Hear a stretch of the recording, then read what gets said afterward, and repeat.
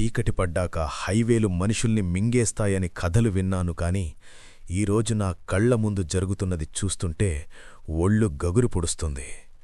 గత 40 నిమిషాలుగా నేను ఒకే మైలురాయిని దాటుతున్నాను.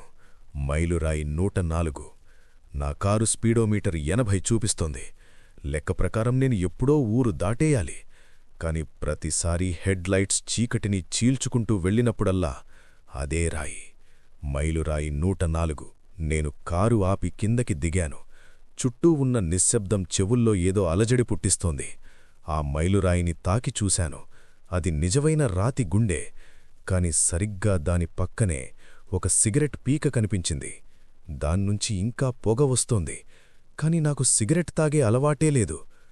రోడ్డుమీద చూస్తే నేను ఆపిన చోటే టైర్ల గుర్తులున్నాయి. అంటే ఎవరో కావాలని అక్కడే ఆపినట్టు కాదు. నేను ఆపిన ప్రతిసారీ అదే గుర్తులక్కడ ఉంటున్నట్టున్నాయి. వెంటనే కారు వెక్కి స్పీడ్గా పోనిచ్చాను. ఈసారి మైలురాయి వైపు చూడకుండా కేవలం నా ఫోన్లోని జీపీఎస్ వైపు మాత్రమే చూస్తున్నాను. జీపీఎస్లో ఆ బ్లూ డాట్ కదలడం లేదు. ఒకే చోట ఆగి కొట్టుకుంటోంది. అంతలో నా ఫోన్కి ఒక నోటిఫికేషన్ వచ్చింది. అన్నోన్ కాంటాక్ట్ నుంచి లొకేషన్ షేర్ చెయ్యబడింది. నేను దాన్ని క్లిక్ చేశాను. మ్యాప్లో 2 చుక్కలు కనిపిస్తున్నాయి. ఒకటి నాది, బ్లూ డాట్, ఇంకొకటి ఎర్రటి చుక్క. అది సరిగ్గా నా కారు వెనకాలే ఉన్నట్టు చూపిస్తోంది. నేను వెంటనే వెనుక అద్దంలో చూశాను. ఎవ్వరూ లేరు.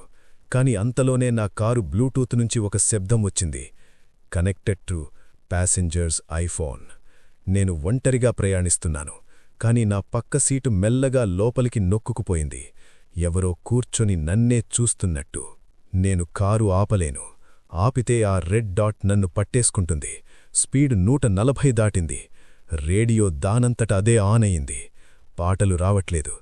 నా గొంతే నాకు వినిపిస్తోంది. అది ఇలా అంది, అర్జున్, ఆ మైలురాయి వైపు చూడు.